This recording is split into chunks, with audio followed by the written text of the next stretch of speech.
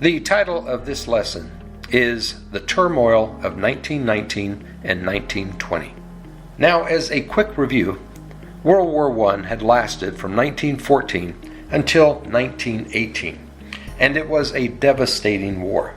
You can look at some of these figures and you can see just how bad of a time period this was. Over 8 million men were killed in battle. Another 2 million died of illness and disease. 21 million were wounded. Over 7 million were taken prisoner or went missing in action. And even civilians in great numbers lost their life, over 6 million. And of course, the war itself was extremely expensive. And so that all ended in 1918. So you would assume that 1919 would be a much, much better year. But 1919 ended up being one of the worst years in our country's history. Now, first of all, the economy in our country was in turmoil. As a result of World War I, inflation was rampant. It rose to as high as 15%. Now, inflation means that the cost of goods and services are going up very quickly. And so the cost of living went up for everyone in the United States. Things like groceries and clothing and rent all went up. And so millions of workers throughout the country demanded more money so they could keep up with inflation. As a result, several strikes occurred during this time period. You'll notice on the screen one of the big strikes was in Seattle. 35,000 shipyard workers went on strike, and what they wanted was higher pay and an 8-hour workday. As a result, a lot of other people joined in the strike, and it ended up being 60,000 people on strike. Now, of course, they were on strike to try to make a better living, but many Americans, due to violence, started to link these strikes with radicalism, especially targeted towards immigrants. And we'll discuss why immigrants were the ones that were targeted as being radicals and causing all of this commotion in our society.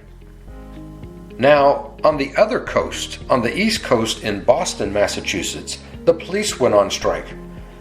75% of the police force walked off the job.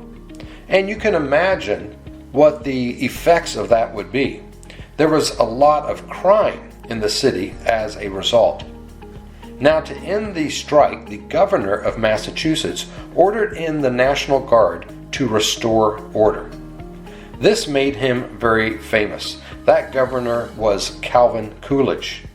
And the very next year, he was nominated to be the Vice President of the United States as a result of his very swift action here in Boston. And of course, he was elected Vice President, and then 2 years later, he actually became the President of the United States. And then another big strike occurred in 1919, and that was also a very, very large strike. 350,000 steel workers went on strike. And so all of this made our country look like it was really much, much more tumultuous. And so when 1918 ended and World War I was in the past, people looked ahead, but it didn't take long to realize that 1919 was going to be a very hard year. Now, also during this time period, there was a lot of racial unrest. Now, starting in about 1914 and continuing on through World War I, an event called the Great Migration occurred. Over 1 million African Americans moved from the South to the North. And there were two reasons why they moved. One was economic. They were looking for better jobs. Typically speaking, the industry in the North paid much more than what you could make in the South. And of course, the second reason a lot of African Americans were trying to escape the racial prejudices of the South. Now, as a result of 1 million African Americans moving north, there was a lot of racial tensions over certain issues like the economy and other social issues. In 1919 became known as the Red Summer of Hate due to 25 race riots that occurred throughout the nation. America is booming. World War I creates massive demand for weapons, cars, and oil. In just 4 years, the economy doubles. America is poised to become the richest nation on earth. 3 generations from the end of slavery, black Southerners are on the move in search of a better life. Between 1915 and 1930, 1.5 million head north. 1 in 7 of the entire African American population of the U.S. It's called the Great Migration. The North represented the promised land to blacks in the South. If you can go north, you can work. If you can go north, you're not going to have to step off the curb when whites walk down the block. If you can go north, you can live in better neighborhoods and your children get a better education. Many head for the Ford plant in Detroit. Ford is unique in paying black and white workers the same, a staggering $5 a day. 5 times more than a sharecropper's wage in Georgia. But equal pay doesn't mean equal treatment. Frank Haddis is an engineer at the plant. You could have them on some dirty, rough job where there wouldn't be many whites to complain against them. But if you try to mix them in the assembly lines or any place else where whites predominated and hung their coats touching those of whites, you couldn't do that. Many white workers fear losing jobs to the new black workforce. Resentment is at the boiling point. The denial of white privilege, clashing with the ambition of blacks looking for the promised land, inevitably led to an explosion.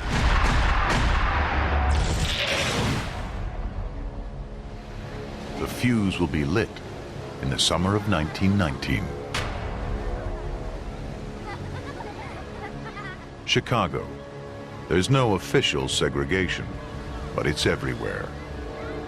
Even on the beaches of Lake Michigan. Whites refuse to sell their houses to blacks. Homeowners in Hyde Park and Kenwood hold a meeting.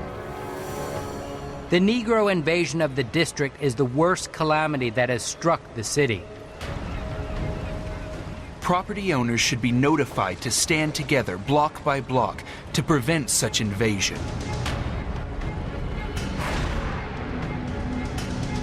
Sunday, July 27th, a day that will be etched in history. 17-year-old Eugene Williams skips church with some friends to go for a swim.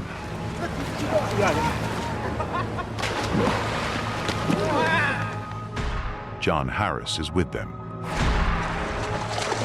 We could swim underwater and dive and come up. Swim, kick, dive, and play around. A group of black men wander over to the white beach. They are not welcome. Don't you come near me like that.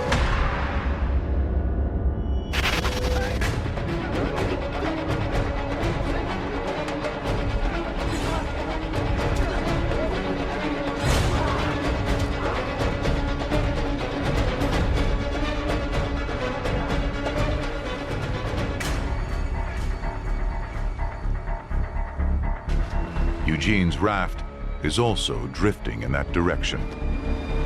It can only spell trouble.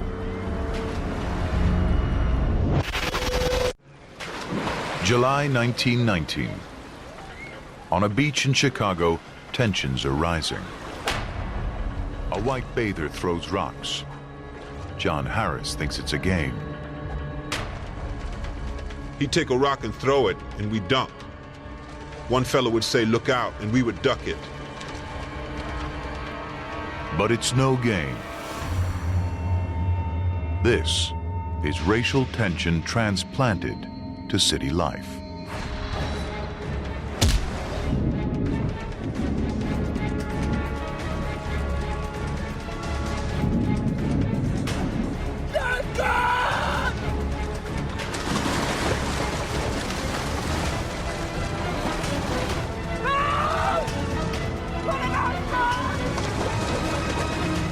By the time they get Eugene Williams back to the beach,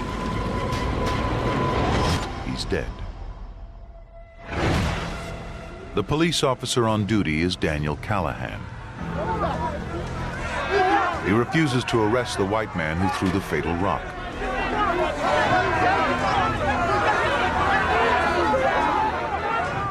But arrests a black man instead.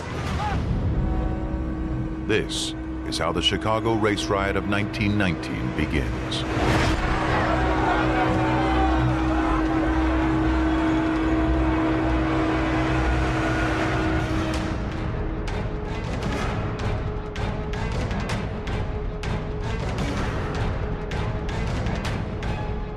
Eight bloody days,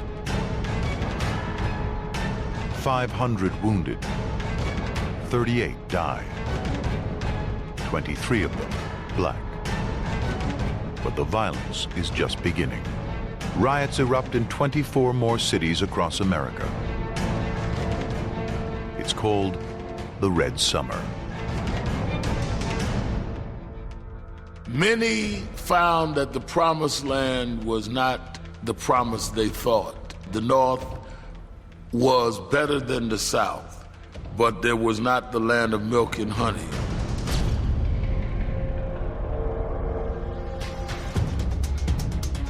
The divide separating black and white widens. Ghettos expand. Harlem in New York. Paradise Valley in Detroit. The Hill District in Pittsburgh. In Chicago, the South Side. Separate, but not equal. Black Americans are on the outside looking in. But black neighborhoods also mean black majorities. And in America, majority means power. In 1928, voters on Chicago's South Side elect Oscar DePriest, the first black congressman in the North. 80 years later, another Chicago resident becomes the nation's first black president. As you saw in that video clip, it is no surprise that the summer of 1919 was labeled the Red Summer of Hate, due to 38 people being killed in racial riots and over 500 injured. But some of the positive effects of the Great Migration was that African Americans started to gain more and more political powers due to their numbers in the cities. The video clip mentioned that it was a short time later that the first African American was elected to Congress from the Chicago area. Now, another part of 1919 that scared a lot of people that went well into the 1920s was called the First Red Scare. This was a time period when many people were very, very afraid that the United States might have a communist takeover of their government. In the early 1920s, many Americans were terrified that communists would attempt to take over the country. Who were the communists? Why was there such a widespread fear of them? In 1917, Russia was taken over by a communist group known as the Bolsheviks. Communism is an economic system in which there is no private ownership of businesses or property. Because the average American takes great pride in the personal ownership of homes and businesses, communism was viewed as a threat to the American way of life. From the moment this revolution occurred in Russia, there were widespread fears that a similar type of communist uprising would occur in the United States. Some Americans felt that the recent influx of immigrants from Eastern Europe, where communist and anarchist philosophies were prevalent, only increased the likelihood of such an event. In 1919, it appeared that many of these fears would be proven correct. A plot was uncovered in which 36 bombs were mailed out to important political figures, as well as prominent businessmen. U.S. Attorney General Alexander Palmer and Supreme Court Justice Oliver Wendell Holmes Jr. were both targeted. John D. Rockefeller and J.P. Morgan were also threatened. On June 2, 1919, 8 more bombs exploded simultaneously in different cities across the country. Following these 2 incidents, the U.S. Justice Department launched a series of raids that came to be known as the Palmer Raids. This was an attempt to arrest and deport communists and anarchists who were seen as potentially dangerous. More than 500 foreign-born citizens were eventually deported. This panic over a communist threat became known as a Red Scare. The term is derived from a popular nickname, Reds, which was used to identify communists. Several other threats also emerged in the 1920s. In April of 1920, 2 men were murdered during an armed robbery at a shoe factory in Braintree, Massachusetts. 2 anarchists were blamed for the crime. Nicola Sacco and Bartolomeo Vanzetti both believed in a form of anarchism that promoted violent warfare against oppressive governments. They were placed on trial for the crime of murder and were eventually found guilty and sentenced to death. Their sentences of execution were carried out in August of 1927. On the heels of this incident, a rumor began circulating that a major uprising would occur on May 1, 1920, but this never materialized. However, on September 1, 1920, a bomb exploded on Wall Street. 38 people lost their lives and more than 140 were injured. Communists and anarchists were immediately seen as potential suspects. Many were brought in and questioned, but ultimately no arrests were made. There was almost certainly a strong communist and anarchist presence in the United States in the late 19-teens and 1920s. Now, the roots of America's first Red Scare can be traced back to the year 1917. That was the year that in the country of Russia, the Bolshevik Revolution took place, and it was the very first communist nation in the world. Now, the important point to remember is this. The Bolshevik Revolution started as a labor strike. And so you can imagine, in the United States, just 2 years later, we're having these massive strikes throughout the nation, and we all realize that just 2 years earlier, the country of Russia had fallen under communist rule due to labor strikes. And so starting in about 1919, this fear of a communist takeover took place in the United States. And over the next couple of years, a lot of things happened that confirmed the fears of many Americans. For example, in 1919, there were many bombs sent to a lot of public officials and business officials in the United States. Now, these bombs were sent by anarchists, and most anarchists were from Europe that had immigrated into the United States. And so it was a very violent year where some of our leaders were being attacked. And so there was a very strong fear that there would be a revolution in our own country, much like there was back in 1917 in the country of Russia. So in 1919 and 1920, there was a lot of anarchist activity throughout the United States. Like I said, in April of 1919, 30 bombs were sent to prominent Americans. And then in June of that year, just a couple of months later, 8 bombs exploded in 8 different cities.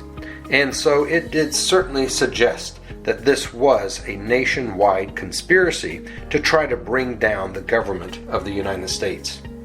As a result, the Attorney General of the United States had to take action. His name was A. Mitchell Palmer.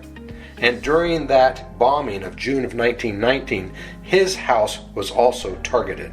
Now, he and his family were not hurt, but as a result of this, he increased law enforcement's efforts to try to track down these anarchists. Now, of course, that was going to take a lot of time and a lot of effort. And the very next year, in September of 1920, New York City was attacked, and over 30 people were killed. And this was in the area called Lower Manhattan. And this was the biggest terrorist attack in U.S. history until 9/11. So this is a map of that area of New York City. You can see this is the Lower Manhattan area. And the financial district, it is at the very southern end. This is the location of the New York Stock Exchange. A lot of big businesses are located there. And in 1920, the anarchists intentionally focused on this area because they wanted to bring down the financial part of the United States. So if I drop Google Man here, right on Wall Street, this was the area that the anarchists pulled up a wagon full of explosives and set it to go off at noon. And that's why it killed so many people. The anarchists walked away from the wagon exploded, and as a result, 30 people were killed. Many of them working right here at the Stock Exchange or across the street here. That is the J.P. Morgan building, one of the wealthiest men in the world at that time period. Now, the other day, I came across this great documentary clip about the Wall Street bombing of 1920. I think you'll enjoy this one.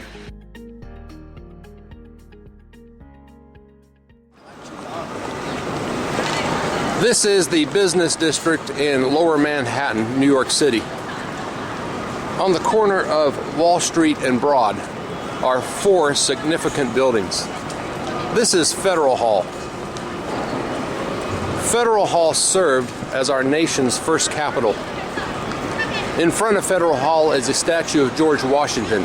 This is where he was first sworn in as president in 1789. 1 block down the street is Trinity Church.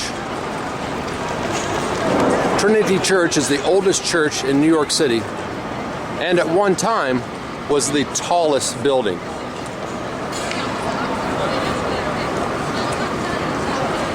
Another famous building across from Federal Hall is the New York Stock Exchange. The New York Stock Exchange serves as the world's financial center. The 4th building is the J.P. Morgan building. J.P. Morgan was the world's wealthiest man in the early 1900s.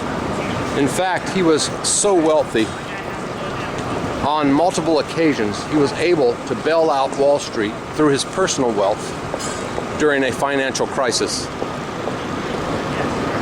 In 1919 and 1920, the United States went through a period known as the Red Scare. During that time, anarchists were trying to bring down the ruling class because they felt that the working class had no opportunity to improve their lives because of the abuse of the ruling class. At this exact location on September the 16th, 1920, a horse-drawn carriage pulled up to the corner across from the J.P. Morgan headquarters. At the busiest time of the day, when hundreds of people would have been on their lunch breaks, none could have seen what was coming. At 12:01 p.m., 100 pounds of dynamite hidden inside the wagon exploded, sending 500 pounds of metal shrapnel tearing through the crowd, causing 400 injuries and 33 deaths. The exterior of the building still has the marks from the blast that have never been repaired. Notice on the exterior wall the holes that remain. Some very large, some smaller. It is several feet in width and goes up the wall over 2 stories high. The massive blast damaged the exterior of the building and have never been repaired. The owners of the building wanted to send a message to the anarchists that they would not be intimidated.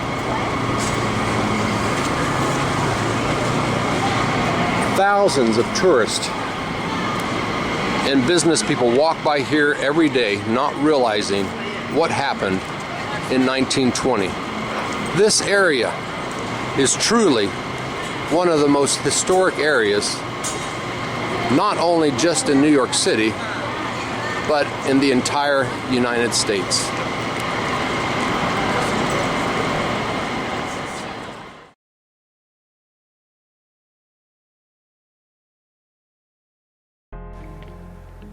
I thought that was a pretty impressive documentary. I loved how the narrator actually went down to Wall Street and showed the damage on the J.P. Morgan building that's still there today. So maybe the next time you're in New York City, you can go down to Wall Street and find the J.P. Morgan building there and just see what is still visible about the history of the United States way back in 1920. So, as a result of the Red Scare, all this anarchy, the Attorney General, A. Mitchell Palmer, he leads the effort for the federal government to try to find these anarchists, get them arrested, and then if they are proven to be anarchists, then deport them back to their home country. And as a result, over 600 people were found to be involved in the anarchy of the Red Scare, and they were sent back to their home countries. Now, the presidency of Woodrow Wilson was coming to an end at this time, and 1920 was an election year. So you can imagine just all the news involved in what was going on in our country and how that would certainly have an impact on this election. And so the key issues were, of course, economic problems, labor unrest, the racial tensions of 1919. Of course, the memories of World War I were still vivid in people's memories. The anarchy that was going on in our country. And so this was an ideal time for the Republicans to get back into power. If you remember, from 1865, when President Lincoln was elected, he was a Republican. The Republicans really controlled the presidency for the most part from 1865 all the way up until the 1930s. Now, Woodrow Wilson was a Democrat, but you might remember in 1912, since President Taft and Teddy Roosevelt split the Republican vote, Woodrow Wilson was the beneficiary, and so he was elected president because of that split vote. But 1920, the nation is going to turn back to the Republican Party. And so the Republican candidates were Warren G. Harding, he's from Ohio, and then someone I mentioned earlier, that is Calvin Coolidge, the governor of Massachusetts. And Warren G. Harding had a very unique theme for that election. His campaign theme was a return to normalcy. In other words, he just wanted to get the country back to normal. Most presidents, when they run for office, they run on a platform that they're going to change things. They're going to make America better. In the election of 2020, for example, President Trump ran on the campaign theme, Make America Great Again, like he's going to do something. President Obama, before him, his campaign theme was Hope and Change. He's going to change the United States. So this was a very unusual campaign theme, but it really appealed to the American public in 1920. President Harding wanted to get back to normal. All this chaos going on in our society, he promised that he was going to just get us back to being a normal country once again. Now, if you take a look at these two presidential election maps, the one on the left is the presidential election of 1916. That was President Wilson's second time he ran for office, and he was successful. Now, what I want you to notice, though, it was a very close election. If you look down at the bottom of the presidential map on the left-hand side there, you can see that Wilson got 49% of the popular vote, and that equaled 277 electoral college votes. Compare that to the Republican, Hughes. He got 46% of the vote and 254 electoral college votes. And so you can see that was a very close election, but nevertheless, President Wilson won the election and got a second term in office. Now, 4 years later, look at the election map. This time, the Republicans sweep back into office. In fact, At the time, in 1920, this was the largest landslide in presidential history. Harding got 16 million votes. Look at what Cox got, 3 million. I mean, he absolutely just destroyed the Democrat in this presidential election. He got 60% of the vote. And he also got 404 electoral college votes. And so in 1920, the country was ready to not only return to normalcy, but also return to the Republican Party for their president. Now, if you look at the county by county map, of course, it's no surprise. Warren County, as always, votes Republican. And so millions of Americans throughout the United States joins the great county of Warren County in Ohio to sweep President Harding into office in 1920. So 1920 begins a new decade, and it's going to be very different than previous decades. Some of the election results were that it signaled an end to progressivism.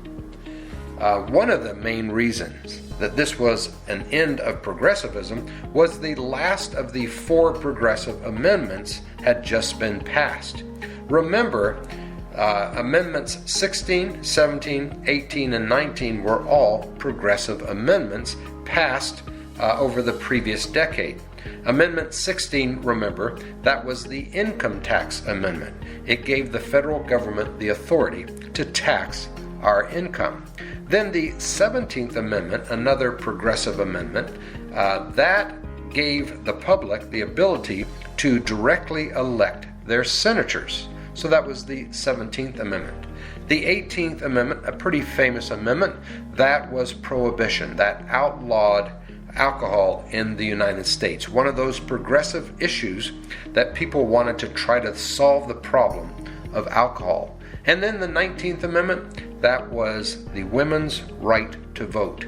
And so that was the last amendment for a while, and that sort of signaled an end to progressivism. It also marked a time period, as you know, when the country returned to isolationism. We were tired of World War I and all these conflicts, and so as a country, we just wanted to once again go back to ourselves and stay out of the military and political affairs of Europe. And then, no one knew it at the time, but we were about to head in to one of the most famous decades of all time, the Roaring '20s.